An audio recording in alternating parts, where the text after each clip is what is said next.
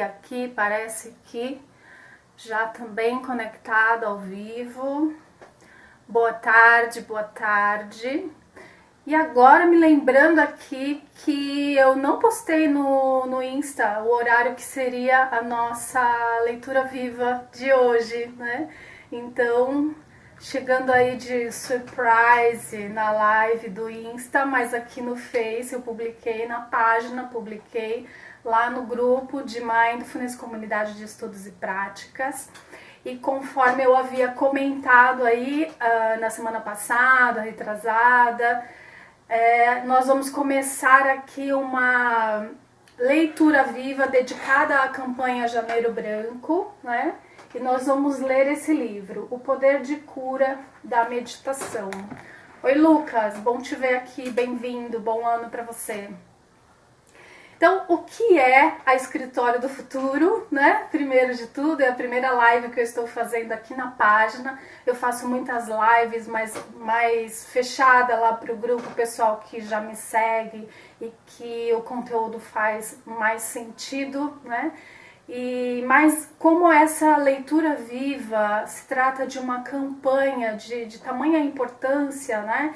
Que é a nossa conscientização sobre o cuidado da saúde mental, a importância do cuidado da saúde mental, eu decidi fazer aqui na página. Então, a Escritório do Futuro é um espaço, né, para a gente pensar sobre essas coisas, né? Pensar sobre a nossa qualidade de vida, nosso bem-estar, pensar sobre a nossa relação com o trabalho, é para ressignificar essa nossa relação com o trabalho. Tudo isso tem muito a ver com a minha história de vida, né, e com a minha história no empreendedorismo, porque a Escritório do Futuro nasceu de uma busca minha e de um questionamento meu, né, de ter uma vida pessoal e profissional mais alinhada. Então, tudo que eu fui aprendendo, tudo que eu fui construindo para construir essa minha vida work-life balance, né, eu vou trazendo aqui na Escritório do Futuro. Além do que, trabalho com mentoria para empreendedores da área da saúde, bem-estar, qualidade de vida, né? Porque eu acredito no empreendedorismo como um caminho, né? Não só de autotransformação, mas como um caminho de ação, né? É como se nós fôssemos... não, realmente, né, a partir do nosso empreender, a minha ideia, né, o meu conceito de empreendedorismo é que esse empreender seja útil também para as outras pessoas. Então não é você criar um negócio só para você ganhar dinheiro, é você criar um negócio que traga mais significado para a sua vida, que tenha a ver com o seu propósito, com a sua mensagem, com os seus valores e que você também possa agregar tudo isso para as pessoas que chegarem até você através do seu trabalho, né? Por que chama Escritório do Futuro? Porque desde o começo eu junto o empreendedorismo com o mindfulness, né? E todo mundo me dizia que eu estava misturando muitas coisas, que eu estava confusa, eu tinha que escolher um nicho, né? E isso eu vou tratando nas minhas mentorias, a minha visão particular sobre isso, né? E eu dizia que não, que eu tinha clareza do que eu queria e que isso fazia todo o sentido, era a minha história, era a minha maneira de ver o empreendedorismo, né? Não consigo ver separadamente, o que hoje eu até chamo a minha mentoria de negócios mindful, porque eu não consigo ver separado. E então as pessoas me diziam que eu estava confusa e que não era por aí, e aí eu dizia que não, esse é o futuro das coisas, esse é o futuro das coisas, e aí me deu um insight, falar, não, se agora as pessoas não entendem e esse é o futuro das coisas, então aqui vai ser o Escritório do Futuro. Então por isso esse nome, Escritório do Futuro, onde a gente pode integrar vida pessoal, vida profissional, vida espiritual, né? Tem muito tabu ainda, né?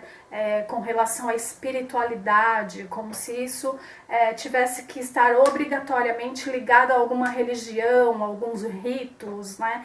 E não é nada disso. Espiritualidade espiritualidade é você se permitir, né, transcender na sua vida em todos os aspectos, né? Também pode estar vinculado à sua religiosidade, mas não obrigatoriamente. Então, é uma outra questão que a gente traz aqui para o nosso campo do empreendedorismo, né? De você poder transcender além de fazer um negócio e vender produtos e serviços, ok? Entre outras coisas, né? Mas eu não vou ocupar todo o tempo da live falando sobre isso. É só uma pequena introdução, porque hoje é a primeira live que eu faço aqui na nossa fanpage do Facebook. Bem-vindo ao pessoal aqui do Insta que tá chegando, né? E aí, falando um pouquinho sobre a campanha do Janeiro Branco.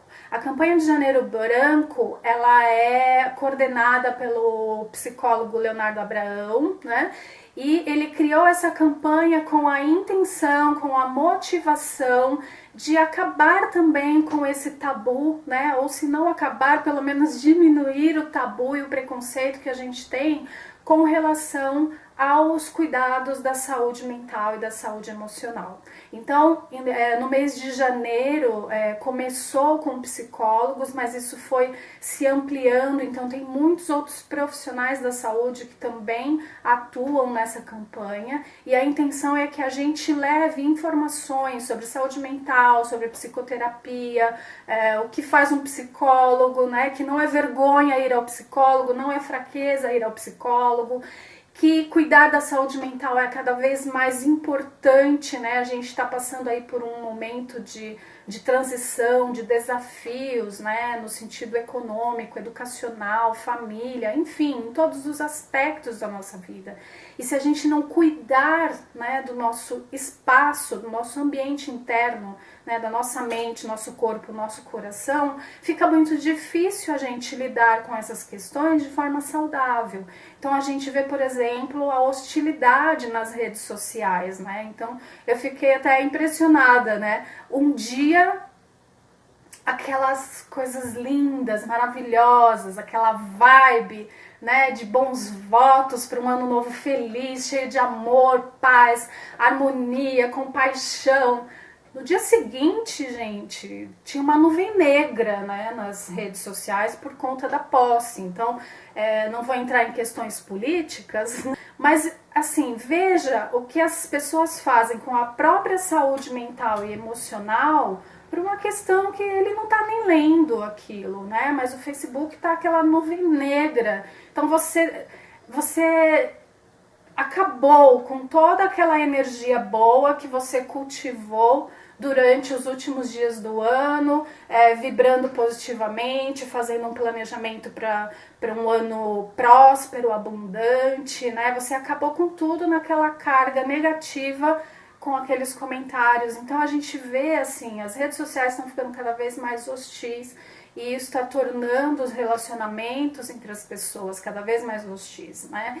E não só no âmbito virtual, mas no âmbito presencial também. Então, eu acho que a gente cuidar da nossa saúde mental, a gente cuidar da nossa saúde emocional, é também a gente ser ativo com as mudanças que a gente quer ver no mundo. Se a gente quer ver um mundo melhor, se a gente quer ver um mundo de paz, se a gente quer ver um mundo numa sociedade mais colaborativa, né, de recursos compartilhados para todos, a gente também precisa atuar de uma forma mais saudável, mais positiva, né? Então, Janeiro Branco cuida disso, né? De que a gente possa olhar para a nossa saúde mental, nossa saúde emocional e ter uma atitude mais positiva para a vida, para as pessoas, para a nossa sociedade. Então, bem-vinda, Noélia, bem bom te ver aqui. Sobre o livro, por que eu escolhi esse livro? Porque, gente, né? Quem está me seguindo aí já há algum tempo sabe que o Mindfulness, né, trouxe grandes transformações na minha vida, inclusive eu estar aqui hoje, né, é mérito dessa minha escolha, né, desse meu caminho que eu venho cultivando através das práticas contemplativas, né. E esse livro aqui, ele traz um resumo de um congresso sobre os benefícios do Mindfulness, né, das práticas contemplativas para a saúde mental e para o bem-estar. Eu recomendo a leitura, né? Quem tiver interesse em comprar o livro, né? Não ganho nada com isso, é só um livro que eu gosto e que recomendo, tá, gente? Para quem tá acostumado aí com live para vender coisas, essa não é uma live para vender coisas, é uma live para inspirar e motivar vocês a cuidarem da saúde mental e da saúde emocional e esclarecer um pouco mais sobre como a meditação, a prática de mindfulness pode ajudar vocês nesse caminho, tá? O Lucas está dizendo aqui que eu costumo filtrar as pessoas que sigo, tem me ajudado a ouvir coisas que vão de encontro ao que eu quero. Sim, a gente também tem que dar uma filtrada nas coisas, né? E isso também é autocuidado, então que bom, né? E aí, só para vocês entenderem um pouquinho desse livro, eu vou ler aqui a introdução dele, na verdade um release, né?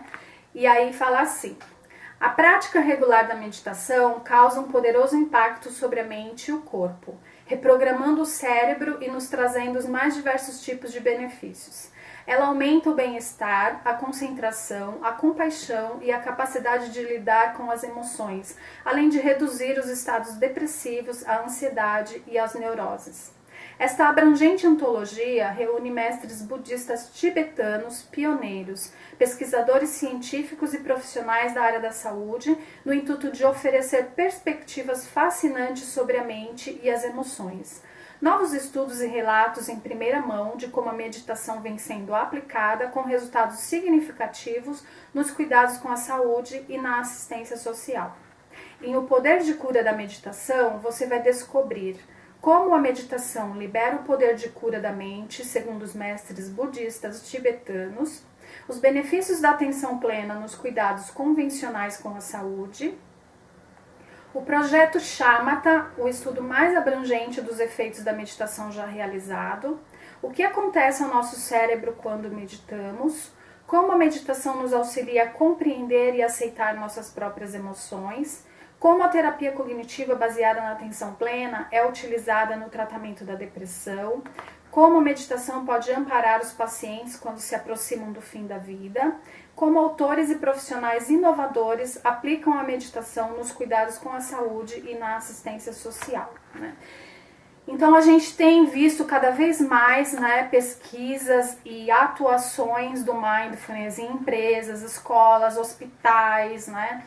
O número de protocolos também tem crescido. Então, esses dias preparando uma palestra, eu fiquei até surpresa de saber que existem mais de 720 protocolos de mindfulness, né? Então imagina. Mas o primeiro lá, o MBSR, né, do Jon Kabat-Zinn, que foi o que trouxe toda essa amplitude, né, essa possibilidade, né, de novas ramificações, né? E aí eu vou começar lendo o capítulo que fala sobre os benefícios da meditação, tá? Benefícios da meditação, uma realidade científica, do Dr. Frederick Rosenfield. Há apenas poucas décadas, a ideia de que os profissionais da área da saúde poderiam um dia ensinar os pacientes a meditar era pura fantasia. Frederick Rosenfield, psiquiatra de Lyon, na França, é um dos inúmeros médicos pelo mundo afora que hoje fazem exatamente isso. Eu também faço do consultório, tá, gente? Ele elenca a seguir algumas das mais importantes descobertas e avanços que ajudaram a estabelecer essa aliança cada vez mais fecunda da meditação com a medicina e a ciência, incluindo constatações da pesquisa fundamentais, o sucesso dos programas de atenção plena e o trabalho do Mind and Life Institute. Então, esse Mind and Life também é muito importante, né, no campo da pesquisa, né, sobre as práticas contemplativas. E aí ele vai escrever o capítulo dele. Descobri a meditação em 2001, em um retiro de meditação Vipassana de 10 dias na região oriental da França. Na ocasião, era médico residente de psiquiatria e o retiro marcou um verdadeiro ponto decisivo para mim. Ele abriu possibilidades de pensamento, além daquelas que eu já conhecia por intermédio da psicanálise, da terapia comportamental cognitiva e da neurociência. Descobri que o budismo encerrava verdadeiros tesouros, joias que poderiam me fazer sentir melhor e causar a mesma reação em outros seres humanos. Continuei a exercer minha profissão e tentei reunir a meditação e os cuidados com a saúde. Esses dois mundos eram claramente ricos em conhecimentos que poderiam ser compartilhados e até mesmo combinados. Hoje em dia, meditar significa refletir ou avaliar detalhadamente, mas a etimologia da palavra mostra que o processo tinha algo em comum com a medicina. As duas palavras vêm do mesmo radical, o verbo latino medeor, que significa eu curo. Múltiplas perspectivas. Em linhas gerais, as numerosas escolas de meditação têm dois componentes em comum. O primeiro é shamatha, às vezes samatha, que pode ser traduzido como tranquilidade, paz ou calma interior, seja mental ou física. O segundo componente da maioria das práticas de meditação é vipassana ou vipassana. Na antiga língua Pali, vipassana significa percepção interior, mas também podemos dar ao termo uma tradução mais moderna, atenção plena, observação das coisas como elas são, e não como gostaríamos ou não gostaríamos que fossem. Além desses dois componentes básicos, contudo, vale a pena assinalar que não existe uma única maneira de meditar. Na realidade, a palavra meditação deveria ser escrita no plural, porque existe um número enorme de meditações, diferentes abordagens, perspectivas e práticas. Tomemos o taoísmo, por exemplo. O taoísmo é um movimento filosófico que começou na China séculos atrás. Ele influenciou a medicina chinesa e inspirou diferentes técnicas de meditação. O Tai Chi, que tem vários estilos, o Qigong, que é em si um sistema de exercícios médicos, e as meditações taoístas baseadas em posturas físicas e na regularização do Qi, ou ar interior. O Zen, que chama o Buda de grande médico, é uma prática de meditação, mas também é uma prática médica, como veremos depois. Outro exemplo é o hinduísmo, com todas as suas diferentes escolas de yoga, que se originaram na Índia e em países vizinhos. Práticas mais próximas da cultura ocidental, como as orações cristãs, também podem ser uma forma de meditação. E há meditações na tradição judaica que trabalham com a respiração, exatamente como as originárias da Índia e da China. Então, por isso que, quando a gente fala em mindfulness, a gente evita, embora eu tenha usado bastante ultimamente, por conta da minha influência budista, né, a gente evita falar meditação e a gente costuma utilizar a palavra prática, né, para que seja separado dessas questões da religiosidade. Então, por exemplo, o hinduísmo é uma religião, né? O budismo também é visto como uma religião. Então, a gente usa a palavra mindfulness ou prática de mindfulness quando a gente fala dos protocolos, justamente para não haver essa confusão, né? E uma outra coisa também com relação à palavra, né, a nomenclatura, né, da prática, é porque a meditação, ela traz uma certa expectativa, né, de que algo além vai acontecer, principalmente se a gente fala em mantras, né, se a gente fala em uma ligação espiritual ou religiosa. Então a gente espera que algo de muito especial vá acontecer naquele momento, né? Então a gente evita essa palavra meditação e a gente traz para o mindfulness a palavra prática, né? Prática de mindfulness, porque o mindfulness, né, enquanto prática nos protocolos, é uma intenção de autorregulação emocional, né,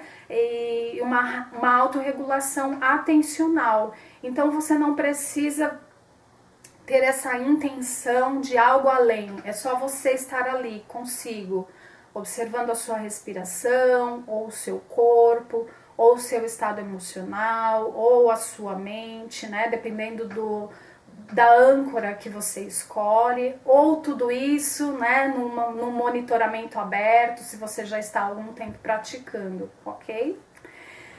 A meditação é uma forma de tratamento? A questão que nos diz respeito aqui é a seguinte: a meditação pode nos ajudar a nos sentir melhor física ou psicologicamente? Uma primeira resposta, um tanto decepcionante, é a seguinte: não meditamos para nos sentir melhor. Por que não? Porque um meditador sério não tem expectativas. Veja o que eu acabei de falar, né? Não tem expectativas. Quem pratica o Vipassana enquanto imagina, vou me livrar da enxaqueca, ou tenho certeza de que isso vai melhorar minha vida ou minha dor nas costas, muito provavelmente faria o professor de meditação achar graça ou ficar irritado. Praticar a meditação significa não esperar nada além do que o momento presente traz. De modo que, nesse sentido, a meditação não é um tipo de tratamento. Ela requer que você não requeira nada, né? Então, aqui a gente fala do paradoxo de mindfulness, né? Se você pratica o mindfulness para se livrar do estresse, esquece, você vai continuar estressado, se não piorar, né? Porque você vai começar a olhar para isso com mais atenção, né? Se você pratica mindfulness para se livrar da sua ansiedade, esquece, provavelmente você vai se sentir mais ansioso, mais ansiosa, porque você vai estar olhando para isso o tempo todo, né?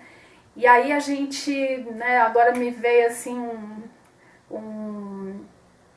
uma divulgação que eu vi por aí esses dias, curso de mindfulness, estresse e ansiedade nunca mais, né? Então, gente, cuidado com esse tipo de comunicação, com esse tipo de promessa, né? Mindfulness não é para você se livrar de uma vez por todas da sua ansiedade, do seu estresse, como a gente vê por aí, né?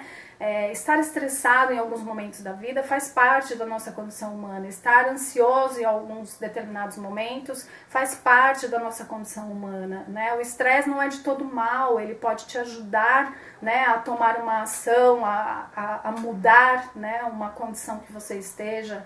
A ansiedade também, né, não é de todo mal, ela pode estar sinalizando algo que você precisa cuidar, que você precisa melhorar, né?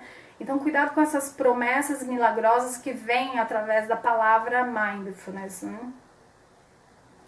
Agora, se examinarmos a questão de como a meditação pode nos ajudar a nos sentir melhor por um ângulo diferente, é só lembrar que o Buda falou a respeito do sofrimento no primeiro ensinamento que ele deu em Benares, na Índia. O sofrimento é algo que todos vivenciamos quando estamos doentes, de maneira que fica evidente o envolvimento do budismo com o campo da medicina. Por fim, o yoga e a medicina ayurvédica visam a tratar ou a unificar corpo e mente. Portanto, na segunda resposta, contradiz a primeira ao afirmar que sim, a meditação é de fato uma forma de tratamento. Então, em Mindfulness a gente trabalha a questão da aceitação incondicional, né? Por isso que o Mindfulness tem benefícios comprovados para pessoas que sofrem de dor crônica ou de doença crônica, não no sentido de cura, né, como a gente conhece a palavra, mas no sentido de healing, né, que é uma cura ampla, né, que envolve inclusive a aceitação da pessoa pela condição que ela está e que ela sobrevive, ou que ela vive, né. Então, há uma terceira resposta possível para a pergunta. Ela é dada pela ciência moderna, que vem confirmando ao longo de várias décadas, que a meditação de fato contribui para a nossa saúde física e mental. Há mais de 80 anos, os cientistas têm mantido interesse pela meditação, primeiro de maneira hesitante e depois com cada vez mais entusiasmo. Na década de 1920, um centro que oferecia cursos de yoga em Lonavia, uma pequena cidade do estado indiano de Maharashtra,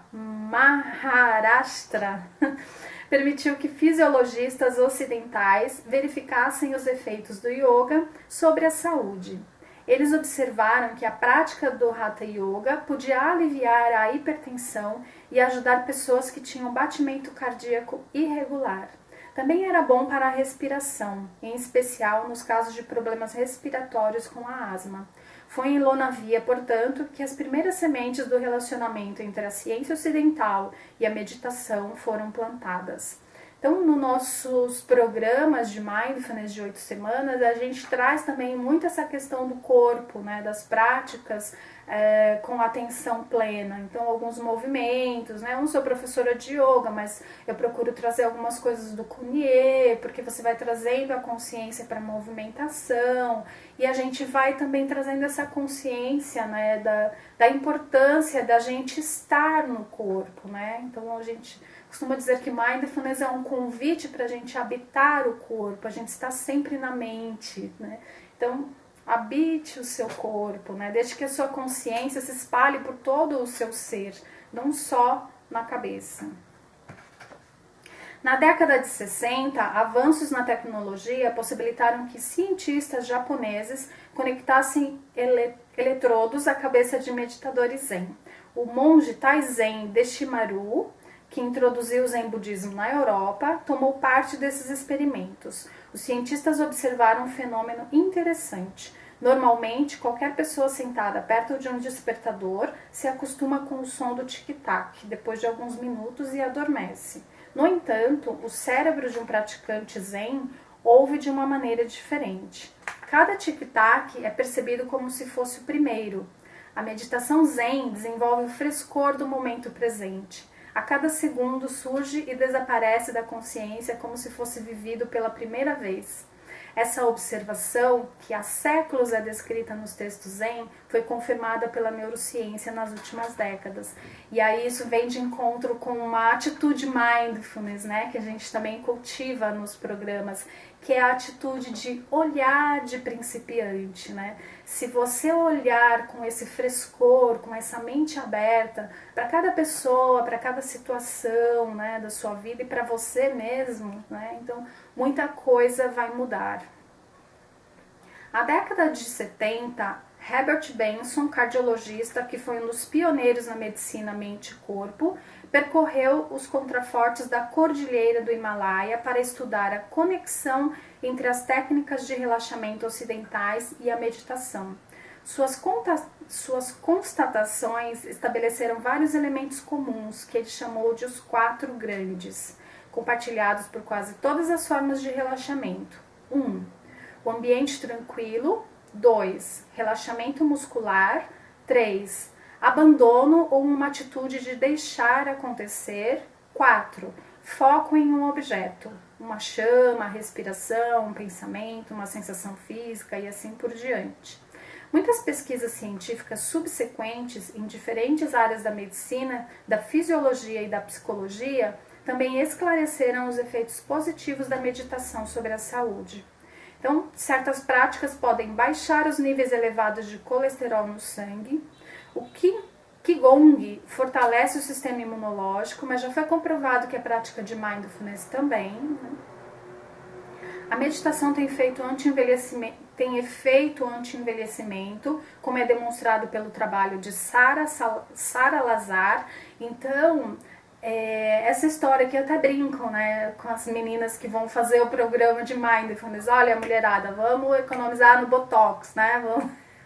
Vamos meditar, porque o que acontece? Conforme os anos vão passando, né, os nossos telômeros, né, que são os responsáveis pelos radicais livres, por nossas ruguinhas, eles vão diminuindo, né? Mas existem estudos comprovando que os telômeros de meditadores são mais alongados e por isso a pele, né, as células são mais rejuvenescidas. Então eu costumo brincar também, quem fala que eu já sou vovó, né? Graças à meditação.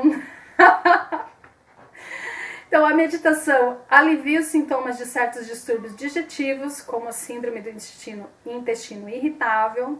A atenção plena pode acelerar a cura de certos problemas da pele, como a psoríase. Pacientes que sofrem da doença de Parkinson tendem a caminhar com passos curtos.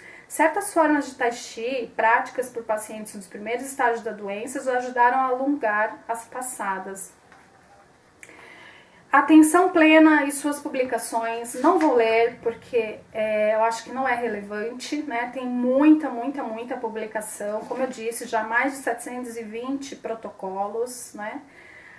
Pontes entre a ciência e a consciência. Deixa eu ver que horas são. Tá, acho que dá para ler essa parte, que eu acho que é legal.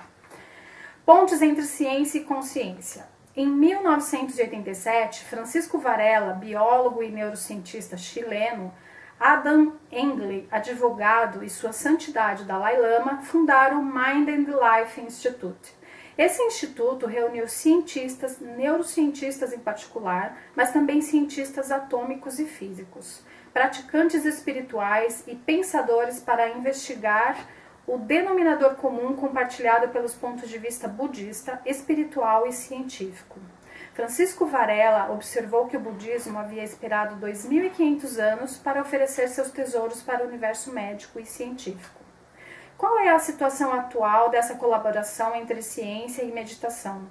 Sobre os auspícios do Mind and Life Institute, Richard Davidson, gente, é muito legal as pesquisas desse Richard Davidson, então se alguém tem interesse em se aprofundar nos estudos do Mindfulness, é super recomendado. Professor de Psicologia e Psiquiatria da Universidade de Wisconsin, em Madison, resolveu comparar a atividade cerebral de não meditadores com a de monges que eram meditadores experientes. Davidson se perguntou: alguma coisa muda no cérebro de uma pessoa que está meditando? Uma bateria inicial de testes mostrou que diferentes partes do cérebro são ativadas dependendo do estado emocional da pessoa, se feliz ou infeliz, alegre ou triste. Quando estamos felizes, alegres ou calmos, a atividade se concentra principalmente no lobo frontal esquerdo e na amígdala esquerda.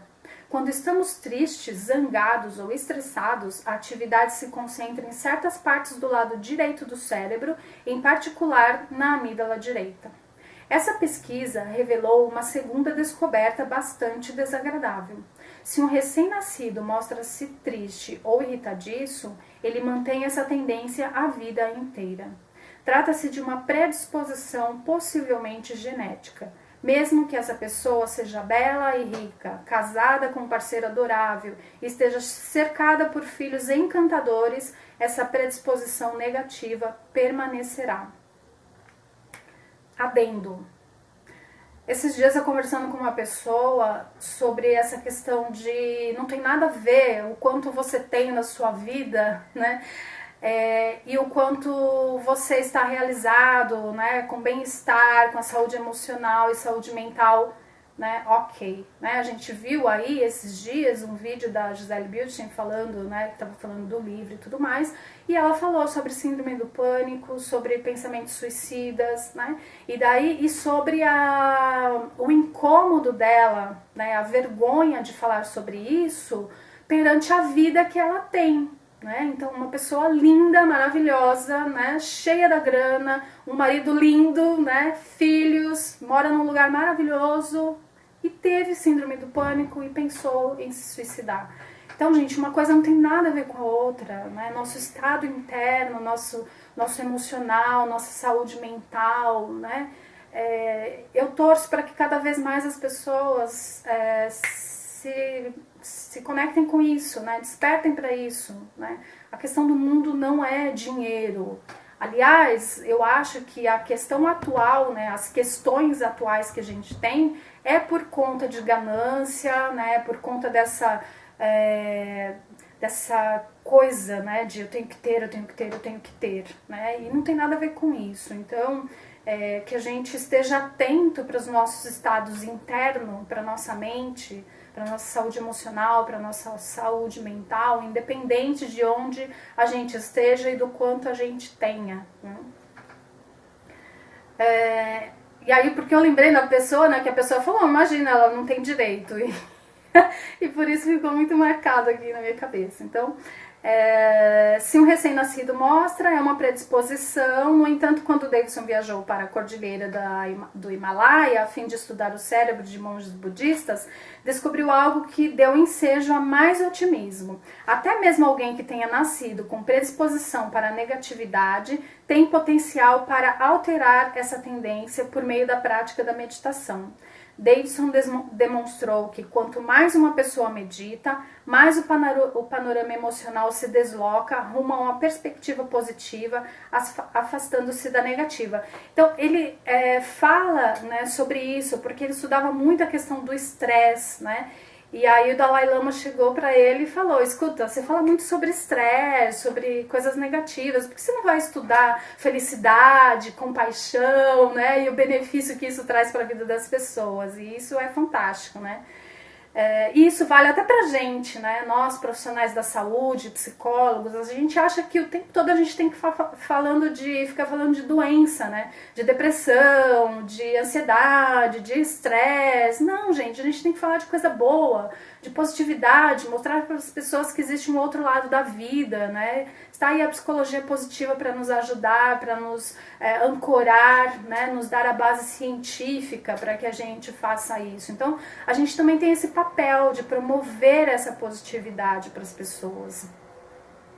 Outra pesquisa concentrada na prática de meditar sobre o amor e a compaixão incondicionais foi realizada por Davidson, Anthony Lutz, neurocientista francês, estabelecido nos Estados Unidos, e o monge budista Matthieu Ricard. Matthieu Ricard é considerado o homem mais feliz do mundo, né?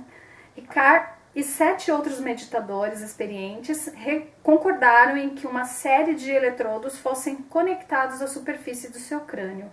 Alguns desses voluntários tinham até 50 mil horas de experiência meditativa. Em outras palavras, cerca de 5 anos de meditação. Todos haviam praticado um tipo de meditação conhecido como compaixão não referencial, ou Mikme Nyingye, em tibetano. Espero que tenha dito certo. O objetivo dela é gerar um sentimento de bondade amorosa e compaixão incondicional para com todos os seres humanos. Então, quem tem o link aí, lá na bio do meu Instagram tem o link do meu SoundCloud, e aqui no Face eu já publiquei algumas vezes, né? Tem lá a prática do Metta Bhavana. Então é a prática do amor incondicional, é o treino da mente compassiva. Recomendo que vocês façam, né? Se não todos os dias, né? 2 ou 3 vezes por semana, e aí depois vão percebendo a diferença na sua vida. Anthony Lutz reparou que essa meditação tinha a tendência de fazer com que os neurônios trabalhassem juntos. O que isso significa? Quando alguém está em seu funcionamento normal, as diferentes regiões do cérebro produzem ondas de diferentes frequências. No entanto, quando alguém pratica essa meditação da bondade amorosa, os neurônios tendem a vibrar na mesma frequência, como se estivessem em um uníssono. Ficou claro que por meio dessa vibração, regiões separadas do cérebro se interligam, como trabalhadores que se juntam para executar uma tarefa em sincronia. São formadas pontes entre áreas que, em geral, não costumam se comunicar umas com as outras. É interessante observar que esse estado benéfico para o nosso sistema nervoso continua depois da sessão da meditação efetiva. O cérebro dos meditadores permanece em estado de sintonia. Outras pesquisas realizadas por Sara Lazar, sempre quando eu vou falar Sara Lazar, me vem na mente Sara Salazar, que Sara Salazar é uma pesquisadora do campo do empreendedorismo, que eu também estudo. Então, Sara Lazar é do Mindfulness, Sara Salazar é do empreendedorismo. Então, essa é a Sara Lazar. Focalizaram a plasticidade do cérebro. Na superfície dele há uma zona chamada córtex, que contém nossas células nervosas. Lazar escolheu vários voluntários que praticavam a meditação vipassana. Utilizando técnicas da imagiologia visual, reparou que certas zonas do córtex se espessavam em decorrência da prática da meditação. Então, aumenta a nossa massa cinzenta, como eu já falei aqui algumas vezes, né? Observou também que esse espessamento era maior nos voluntários que tinham meditado por mais tempo. O espessamento do córtex pode causar um efeito anti-envelhecimento, ó lá de novo, porque o córtex cerebral afina quando ficamos mais velhos.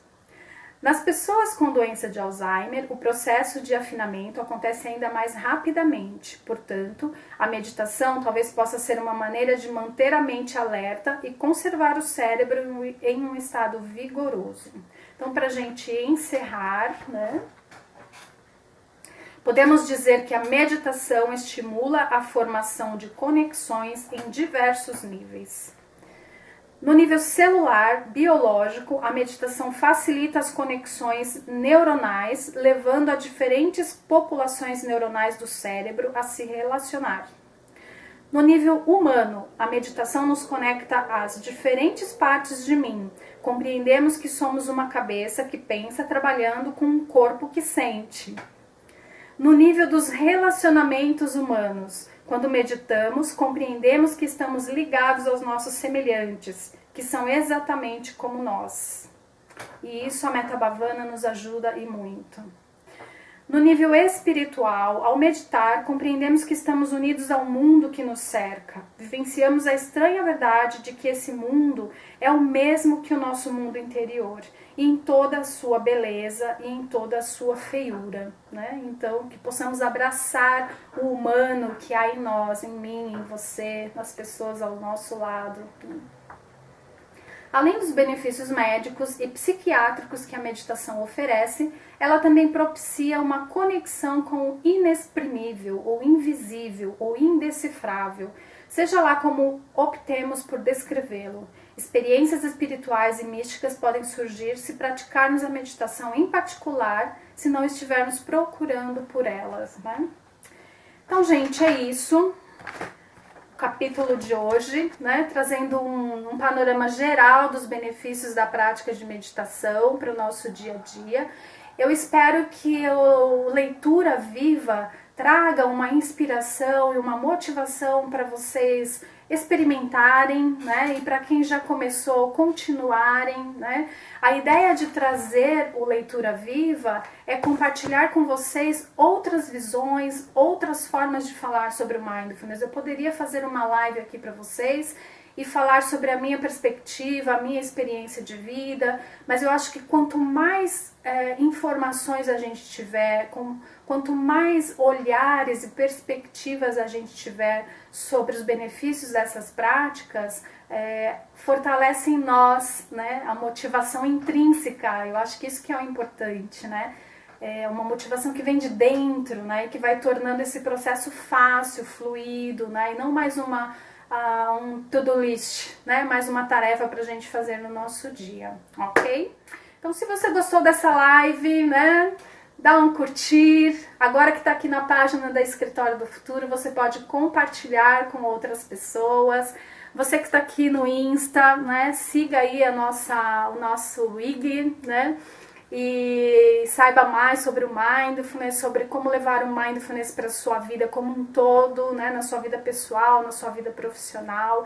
Essa é a nossa ideia aqui, tornar a nossa vida mais significativa e feliz, né? No sentido de uma felicidade genuína que brota de dentro, do coração, ok? Um beijo! Todos os dias nós vamos estar aqui falando sobre Mindfulness e os benefícios da meditação na nossa vida, na nossa saúde mental, na nossa saúde emocional, tá bom? Gratidão pela companhia de vocês, Verbo Mulher, Clau Cruz, Empreendedorismo Cristão, Empreendedor Cristão, a Carol, Mari, as outras pessoas que foram para cima eu não consigo ver. Gratidão aqui o Lucas, Noélia, a Betânia, muito bom te ver aqui. A Andréia, tá praticando, Andréia? Olha, a chamada oral, hein, dos ex-alunos, né? E falar nisso, né, nós vamos fazer, eu vou sair de férias dia 19 de janeiro, Andréia, recadinho especialmente para você, aluna que está aqui. Eu vou sair de férias dia 19 de janeiro e em fevereiro, quando eu voltar, nós vamos ter as nossas práticas pelo menos uma vez por mês, ok? Para fazer a manutenção daí do pessoal que tem feito os cursos de 8 semanas. Vou mandando as informações por aqui. Gente, beijo, gratidão pela presença de vocês. Até amanhã na nossa próxima live. Tchau, tchau.